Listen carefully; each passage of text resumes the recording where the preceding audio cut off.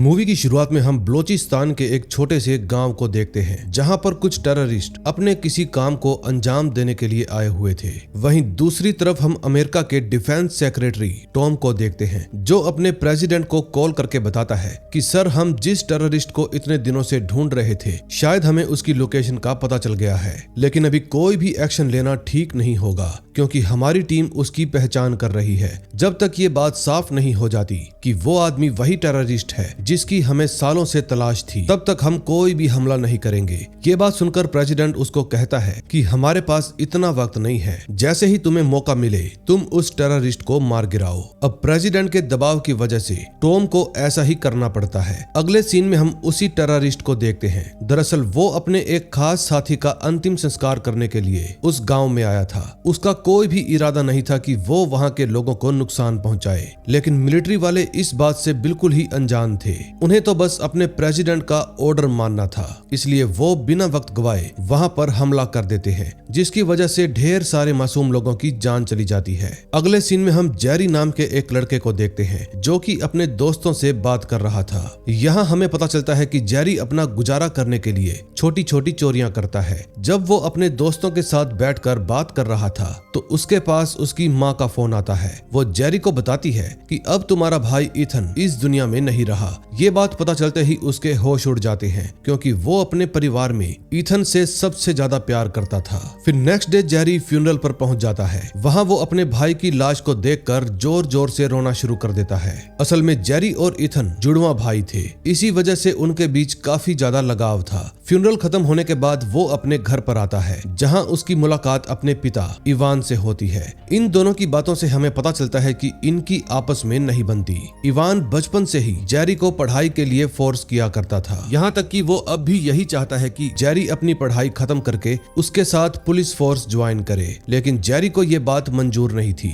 अगले सीन में हम रेचल नाम की एक लड़की को देखते हैं जो अपने बेटे को स्टेशन पर छोड़ने के लिए आई थी। दरअसल उसका बेटा मिस्टर प्रेसिडेंट के स्वागत में होने वाली सेरेमनी के अंदर ट्रम्पेट बजाने वाला था। अपने बेटे को ट्रेन में बिठाते वक्त रेचल को इस बात का ध्यान ही नहीं रहता कि उसने अपने बेटे का ट्रम्पेट बैग वहीं स्टेशन पर ही छोड़ दिया है, जिसको एक अनजान आदमी चुपचाप उठा कर ले जाता है। वहीं दूसरी तरफ हम जेरी को देखते हैं जो एक एटीएम से कुछ पैसे निकाल रहा था। तभी उसको पता चलता है कि इस वक्त उसके अकाउंट में पूरे $7,51,000 हैं। अब इतनी बड़ी रकम देखने के बाद जेरी के होश उड़ जाते हैं क्योंकि उसके पास तो ठीक से गुजारा करने के भी पैसे नहीं थे।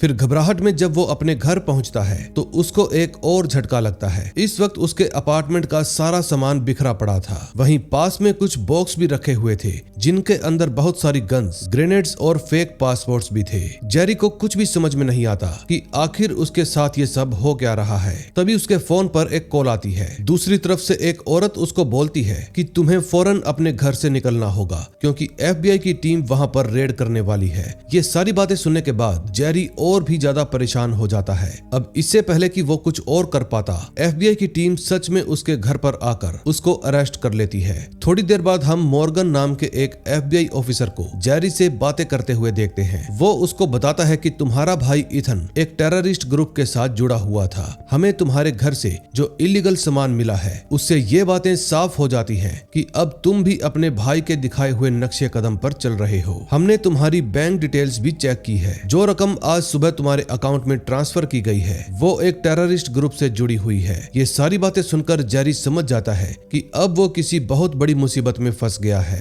अगले सीन में हम रेचल को देखते हैं। तभी उसके फोन पर भी एक कॉल आती है जो कि उसी औरत की थी जिसने अभी थोड़ी देर पहले जेरी को कॉल करके FBI के आने की खबर दी थी। वो रेचल से कहती है कि तुम अपने नजदीक बनी इलेक्ट्रॉनिक शॉप में नजर घुमा कर देखो। फिर जैसे ही रेचल उधर देखती है उसके होश उड़ जाते हैं क्योंकि वहां पर लगे हर एक टीवी पर उसके बेटे की वीडियो चल रही थी। फिर वो अनजान औरत उसको कुछ इंस्ट्रक्शंस देती है कि तुम्हें मैकडोनल्ड्स के पास बने मेट्रो स्टेशन पर पहुंचकर एक कार मिलेगी, तुम चुपचाप उसमें बैठ जाना। अगर तुमने मेरी बात नहीं मानी तो इसका अंजाम बहुत बुरा होगा। रेचल ये बात सुनकर घबरा जाती है। वो पुलिस को भी कॉल करने की कोशिश करती है लेकिन इसका कोई भी फायदा नहीं होता क्योंकि हर बार कॉल उसी अनजान औरत के पास जाकर कनेक्ट हो रही थी। फिर वो औरत दोबारा से रेचल को समझाती है कि तुम कोई भी होशियारी करने की कोशिश मत करो। मैंने जो काम तुमको दिया है अगर तुमने वो नहीं किया तो तुम्हारे बेटे की जान चली जाएगी। और ये बात सुनते ही रेचल बिना कुछ सोचे समझे मेट्रो स्टेशन की तरफ निकल पड़ती है। अगले सीन में हम जो नाम की एक एयरफोर्स ऑफिसर को देखते हैं जो जेरी से मिलना चाहती थी, लेकिन मॉर्गन उसको इस बात की परमिशन नहीं देता। तभी ठीक इसी वक्त ऑफिस में लगे प्रिंटर से जेरी को कॉल रिसीव करने का एक परमिशन लेटर मिलता है। अब इस मामले में मॉर्गन कुछ भी नहीं कर सकता था, इसलिए वो जेरी को कॉल रिसीव करने देता है। तभी हम देखते हैं कि इस बार भी वही अनजान औरत जेरी से बात कर रही थी। वो उसको कहती है कि तुम जल्दी से जमीन पर लेट जाओ, मैं तुम्हें यहाँ से बाहर निकालना चाहती हूँ। अब ये बात सुनते ही जेरी फिर से कंफ्यूज होने लगता है। तभी अचानक से एक बहुत बड़ी क्रेन ऑफिस की दीवार को तोड़ देती है, जिसके बाद वो औरत जेरी को बिल्डिंग से नीचे कूदने के लिए कहती है। फिर जेरी ठीक ऐसा ही करता है, क्योंकि उसके पास कोई और रास्ता नहीं था। नीचे कूदने के बाद वो जल्दी से मेट्रो स्टेशन पर पहुंचकर एक ट्रेन पकड़ता है। थोड़ी देर बाद वो औरत उसके पास बैठे पैसेंजर के फोन पर कॉल करती है और कहती है तुम अगले 3 स्टेशन के बाद ट्रेन से नीचे उतर जाना। लेकिन जेरी ऐसा करने की बजाय अगले स्टेशन पर उतरकर दूसरी ट्रेन के अंदर बैठ जाता है। अब वो औरत फिर से उसको कॉल करती है और कहती है तुम्हें मेरे ऑर्डर्स मानने होंगे, इसी में तुम्हारी भलाई है।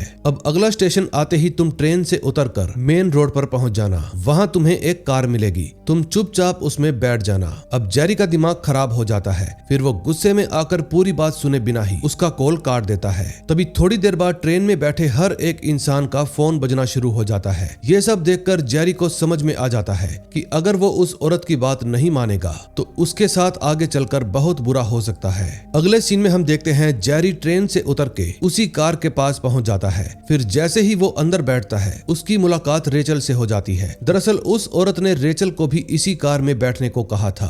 अब इससे पहले कि जेरी उससे कुछ पूछ पाता, पुलिस वाले उनके पीछे पड़ जाते हैं। फिर वो औरत उन दोनों को सही रास्ता बताने में हेल्प करती है। रास्ते में जाते वक्त वो रोड के सभी ट्रैफिक सिग्नल्स को बदलना शुरू कर देती है ताकि वो लोग आसानी से उसके बताए हुए रास्ते पर जा सकें। फिर थोड़ी ही देर में ये लोग एक जंक यार्ड में पहुंच जाते हैं जहां पर बहुत बड़ी बड़ी क्रेन मशीन खड़ी हुई थी। फिर वो औरत किसी तरह से उन सभी मशीनों का कंट्रोल लेकर सारे पुलिस वालों को ठिकाने लगा देती है। वहीं दूसरी तरफ जेरी और रेचल जंक यार्ड में मौजूद कचरे वाली बोट में बैठकर वहां से निकल जाते हैं। जिस तरीके से ये दोनों पुलिस को चकमा देकर भागे थे उसको देखकर मॉर्गन और जू बहुत ज्यादा हैरान हो जाते हैं, क्योंकि ये सब करना किसी आम इंसान के बस की बात नहीं थी। अगले सीन में हम फिर से जेरी को देखते हैं। इस बार वो औरत उसको रेचल के साथ बोट से उतारकर एक लोकेशन पर पहुंचने का ऑर्डर देती है। वहीं दूसरी तरफ हम मैरीलैंड में मौजूद एक एक्सपेरिमेंटल लैब को देखते हैं। वहां पर खड़ा एक बिजनेसमैन सभी आर्मी वालों को एक खास तरह के क्रिस्टल बॉम्ब के बारे में बता रहा था, जिसको सही फ्रीक्वेंसी मिलने पर ट्रिगर के जरिए ब्लास्ट किया जा सकता है। ये सारी बातें वो औरत वहां पर लगे कैमरा के जरिए सुन रही थी, जिसके बाद उसने तुरंत एक बॉम्ब के बॉक्स को गायब कर दिया। अगले सीन में हम खालिद नाम के एक आदमी को देखते हैं। ये वही शख्स था जिसने मूवी की शुरुआत में रेचल के बेटे का ट्रम्प्ड बैग चुराया था। इसके पास वो ट्रिगर भी था जिसके जरिए क्रिस्टल बॉम्ब को ब्लास्ट किया जा सकता है। असल में ये ट्रिगर उस औरत के जरिए ही खालिद तक पहुंचा था। फिर वो उसको फोन करके ट्रिगर को ट्रम्प्ड में फिक्स करने के लिए इंस्ट्रक्शन देती है। वहीं दूसरी तरफ हम एक और आदमी को देखते हैं जो क्रिस्टल बॉम्ब को काटकर एक नेकलेस के अंदर फिक्स कर रहा था, और ये सब भी उससे वही औरत करवा रही थी। अब ये सब देखकर हमें इतना तो पता चल गया कि उस औरत के पास बहुत ज्यादा पावर्स हैं और वो किसी भी इंसान से कोई भी काम करवा सकती है। अगले सीन में हम जेरी और रेचल को देखते हैं। अब वो दोनों बताई हुई लोकेशन पर पहुंच गए थे। तभी उनको वहां पर एक वैन खड़ी हुई दिखाई देती है जिसमें से खालिद बाहर आता है। वो अपनी वैन की चाबी देते हुए जेरी से कहता है कि अब मैं किसी के ऑर्डर नहीं मानूंगा, अब मैं इस चीज से बहुत ज्यादा तंग आ चुका हूँ। और इतना कहने के बाद वो वहां से भागने लगता है। लेकिन तभी जेरी के फोन पर फिर से उसी औरत का फोन आता है। वो उसको कहती है कि तुम अभी के अभी इस आदमी को रोको, नहीं तो मैं तुम्हें मार डालूंगी। अब ये बात सुनते ही जेरी खालिद को रोकने की कोशिश करता है, लेकिन वो उसकी बात ही नहीं मानता। इसी दौरान वहां पर लगे इलेक्ट्रिक पोल के सारे वायर टूटने लगते हैं। फिर जैसे ही उनमें से एक वायर खालिद की बॉडी को टच करती है, इलेक्ट्रिक शॉक की वजह से उसकी मौत हो जाती है। ये सब देखकर जेरी और रेचल के होश उड़ जाते हैं। तभी वो औरत उनको फिर से कॉल करके एक एड्रेस देते हुए कहती है तुम दोनों 11 बजे से पहले पहले वहां पर पहुंच जाना, और याद रहे कोई भी गलती नहीं होनी चाहिए। अगले सीन में हम ऑफिसर जू को देखते हैं जो जेरी के भाई ईथन के घर पर पहुंचकर वहां की छानबीन कर रही थी। इसी दौरान उसको एक बैग में से ईथन का लैपटॉप मिलता है। जब वो उसकी जांच करती है तो उसको पता चलता है कि ईथन किसी ईगल आई नाम के सीक्रेट प्रोग्राम पर काम कर रहा था। अब इससे पहले कि वो उसके बारे में कुछ और जानकारी हासिल कर पाती, वो लैपटॉप अपने आप ही शट डाउन हो जाता है। फिर जैसे ही वो उस घर से बाहर निकलती है। कुछ एयरफोर्स ऑफिसर उसको अपने साथ ले जाते हैं। वहीं दूसरी तरफ जेरी और रेचल बताए हुए एड्रेस पर पहुंच गए थे। अब वो औरत उनको कहती है कि थोड़ी देर बाद 2 आदमी बिल्डिंग से बाहर निकल कर आएंगे। अब तुम्हें उनके पास रखे सूटकेस को चुराना होगा। इस काम के लिए जो हथियार इस्तेमाल किए जाने थे उनका सारा इंतजाम उस औरत ने पहले से ही कर दिया था। ये सारी बात पता चलते ही वो दोनों जल्दी से गन्स लेकर अपनी पोजीशन पर खड़े हो जाते हैं। फिर जैसे ही वो दोनों ऑफिसर्स बिल्डिंग से बाहर आते हैं, ये लोग उनसे सूटकेस छीनकर वहां से भागने लगते हैं। अब इनके पीछे बहुत सारी पुलिस लग गई थी, लेकिन वो औरत शहर में लगे फायर अलार्म्स को बजा देती है, जिसकी वजह से सभी लोग हड़बड़ाहट में इधर उधर भागने लगते हैं। अब इसी मौके का फायदा उठाकर जेरी रेचल के साथ एकदम सही सलामत वहां से निकल जाता है। फिर थोड़ी देर बाद वो दोनों एक मॉल के अंदर पहुंच जाते हैं। वहां पर वो औरत उनको कहती है कि तुम लोग जल्दी से यहाँ के होम थिएटर सेंटर में पहुंचो, फिर वहां जाकर तुम्हें सब कुछ समझ में आ जाएगा। जल्दी ही वो दोनों होम थिएटर सेंटर में पहुंच जाते हैं। वहां पहुंचने के बाद उनके होश उड़ जाते हैं, क्योंकि उधर हर एक टीवी पर इन दोनों से जुड़ी हुई जानकारियां ही दिखाई जा रही थी। फिर उस औरत से बात करते वक्त जेरी को समझ में आ जाता है कि जिसको वो दोनों इतनी देर से एक इंसान समझ रहे थे, वो असल में एक एडवांस एआई सिस्टम है। फिर उन्हें पता चलता है कि एआई सिस्टम किसी भी इंसान से जुड़ी हर एक छोटी छोटी जानकारी को भी अपने डेटाबेस में स्टोर कर सकता है, और इसके अलावा ये हर एक इलेक्ट्रिक डिवाइस को अपनी मर्जी और हालातों के हिसाब से इस्तेमाल करने की भी ताकत रखता है। ये सारी सच्चाई पता चलने के बाद जेरी उससे पूछता है कि आखिर तुम हमसे करवाना क्या चाहती हो। फिर वो जवाब देती है कि तुम दोनों को एक खास मिशन के लिए चुना गया है। कुछ देर बाद तुम्हें इस बारे में सब कुछ पता चल जाएगा। अभी तुम दोनों के पास सिर्फ 14 मिनट है। अब यहाँ से बाहर निकलते ही तुम्हें एक बस पकड़नी है जो तुमको सीधा एयरपोर्ट पर लेकर जाएगी। फिर वहां से तुम इंडियाना जाने वाली फ्लाइट में बैठ जाना। आगे का सारा प्लान तुम्हें वहीं पर जाकर पता चलेगा। अब इन दोनों के पास उसकी बात मानने के अलावा कोई और रास्ता था ही नहीं, इसलिए ये दोनों तुरंत बस पकड़ने के लिए निकल जाते हैं। वहीं दूसरी तरफ हम ऑफिसर जू को देखते हैं, जिसको एयरफोर्स डिपार्टमेंट के मेजर विलियम से ईगल आई प्रोग्राम के बारे में पता चलता है। दरअसल इस प्रोग्राम के अंदर उन्होंने एक एडवांस प्रोटोटाइप बनाया था जिसका नाम है एरिया।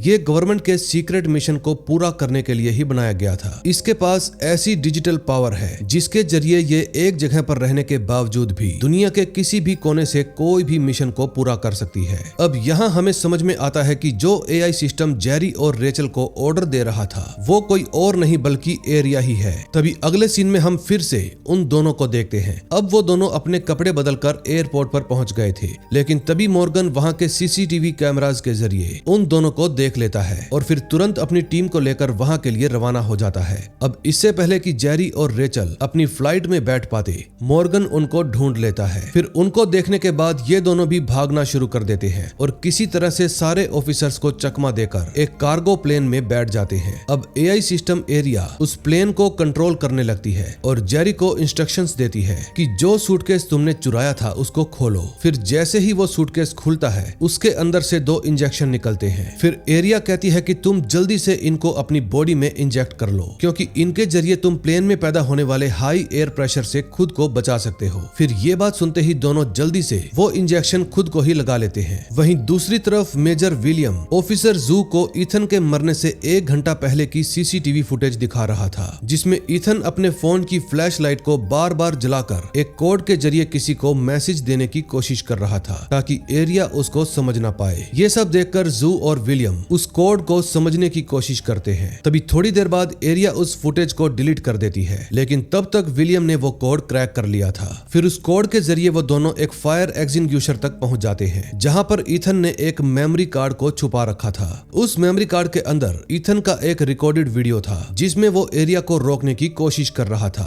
ये सब देखने के बाद जू मॉर्गन को कॉल करती है और बताती है कि ईथन कोई टेररिस्ट नहीं था, बल्कि वो सिक्योरिटी ऑफ डिफेंस के लिए ही काम करता था। मुझे उसकी एक रिकॉर्डेड वीडियो मिली है जिससे तुम्हें सब कुछ समझ में आ जाएगा। लेकिन इससे पहले कि वो मॉर्गन को कुछ और बता पाती, एरिया उसके फोन नेटवर्क को जाम कर देती है, जिसकी वजह से मॉर्गन का कनेक्शन टूट जाता है। फिर ऑफिसर जू जल्दी से डिफेंस सेक्रेटरी टॉम के पास पहुंच जाती है और उसको ईथन का रिकॉर्डेड वीडियो दिखाती है। वीडियो देखने के बाद टॉम को सब कुछ समझ में आ जाता है कि ईथन एरिया को इसलिए रोकना चाहता था क्योंकि वो प्रेसिडेंट की जान लेना चाहती थी। फिर जो टॉम से पूछती है कि आखिर एरिया ऐसा क्यों करेगी। फिर वो बताता है कि कुछ दिनों पहले हमें एक टेररिस्ट के बारे में जानकारी मिली थी, लेकिन उस वक्त हमें इस बात पर पूरा भरोसा नहीं था कि वो वही वही टेररिस्ट है जिसकी हम तलाश कर रहे थे। एरिया ने हमको उस पर हमला करने से मना किया था क्योंकि उसकी पूरी पहचान नहीं हो पाई थी, लेकिन प्रेसिडेंट कोई भी जोखिम उठाना नहीं चाहते थे, इसलिए उन्होंने उस आदमी को मरवा दिया, जिसकी वजह से बहुत सारे मासूम लोग भी मारे गए। फिर जू टॉम से कहती है कि एरिया प्रेसिडेंट को इसलिए मारना चाहती है क्योंकि उन्होंने सही फैसला नहीं लिया।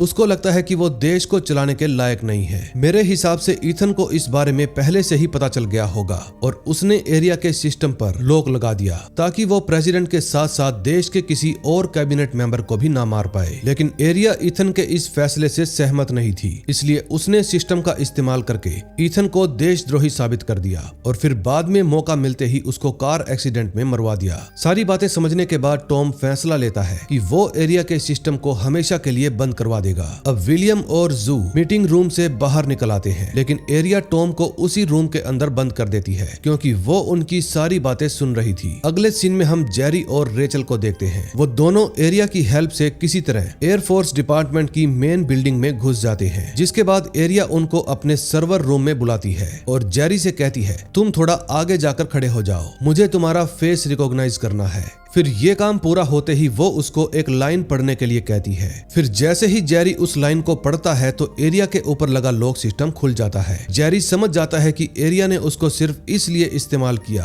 ताकि वो ईथन के लगाए हुए लॉक सिस्टम को खोल सके, क्योंकि दोनों जुड़वा भाई थे और जुड़वा होने की वजह से उनकी आवाज भी एक जैसी थी। ईथन ने जो लॉक लगाया था वो जेरी की आवाज से खुल गया और अब एरिया प्रेसिडेंट को मार सकती है। और उसने रेचल को इसलिए चुना क्योंकि उसका बेटा प्रेसिडेंट के स्वागत में होने वाली सेरेमनी के अंदर ट्रम्पेट बजाने वाला है और उसी ट्रम्पेट के अंदर बॉम्ब का ट्रिगर लगाया गया है और जैसे ही वो बजेगा बॉम्ब ट्रिगर की फ्रीक्वेंसी की वजह से ब्लास्ट हो जाएगा, जिससे एरिया प्रेसिडेंट को मारने का मिशन पूरा कर लेगी। अब अपने सिस्टम पर पूरे तरीके से कंट्रोल पाने के बाद एरिया रेचल को ऑर्डर देती है कि तुम जेरी को मार दो, लेकिन उससे ये काम नहीं हो पाता, इसलिए एरिया उसको रूम से बाहर भेज देती है। तभी उसको डेविड नाम का एक आदमी मिलता है जो उसको अपनी कार में बिठाकर सही सलामत वहां से बाहर ले आता है। वहीं दूसरी तरफ मॉर्गन एरिया के रूम में पहुंच जाता है और तुरंत जेरी को अरेस्ट कर लेता है। अगले सीन में हम फिर से रेचल को देखते हैं। इस वक्त वो डेविड के घर पर थी।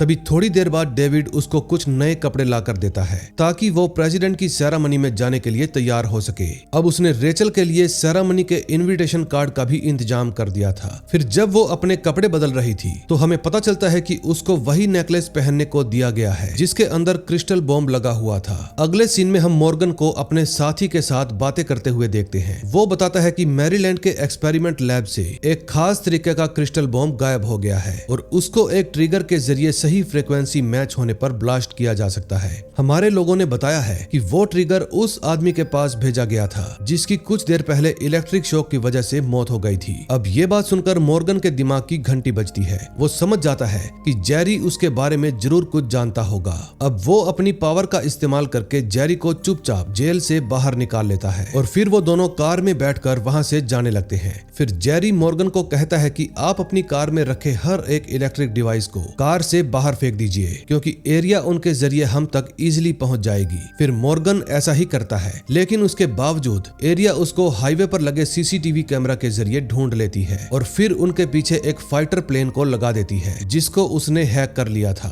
फिर कुछ देर बाद वो प्लेन उनके पास पहुंच जाता है और हमले की वजह से इनकी कार पूरी तरह से तबाह हो जाती है। इस हादसे में मॉर्गन को बहुत सारी चोटें लग जाती है और वो समझ जाता है कि अब उसका बचना नामुमकिन है, इसलिए वो जेरी को ऑर्डर देता है कि अब तुम ही किसी तरह से प्रेसिडेंट की जान बचाओगे और जेरी भी उसकी बात मान लेता है। फिर जब वो अपने रास्ते में आगे बढ़ रहा था तो मॉर्गन एक कार में बैठकर उस प्लेन से जाकर टकरा जाता है ताकि वो उसको जेरी पर हमला करने से रोक सके। अगले सीन में हम टॉम को देखते हैं। वो एरिया से पूछता है कि आखिर तुमने मुझे रूम में बंद क्यों किया। फिर वो जवाब देती है कि प्रेसिडेंट की मौत के बाद आप ही उनकी पोजीशन को संभालोगे क्योंकि मेरे डेटा के हिसाब से आप इस काम के लिए उनसे ज्यादा बेहतर इंसान हैं। अब ये बात सुनते ही टॉम काफी ज्यादा हैरान हो जाता है क्योंकि एरिया का सिस्टम बहुत तेजी से अपग्रेड हो रहा था। अगर उसको जल्दी ही रोका नहीं गया तो वो पूरे शहर में तबाही मचा देगी। तभी जू और विलियम एरिया के रूम में पहुंचकर उसका सारा डेटा डिलीट करने की कोशिश करते हैं, लेकिन जैसे ही ये बात एरिया को पता चलती है वो जल्दी से अपने प्रोग्राम का बैकअप ऑन करके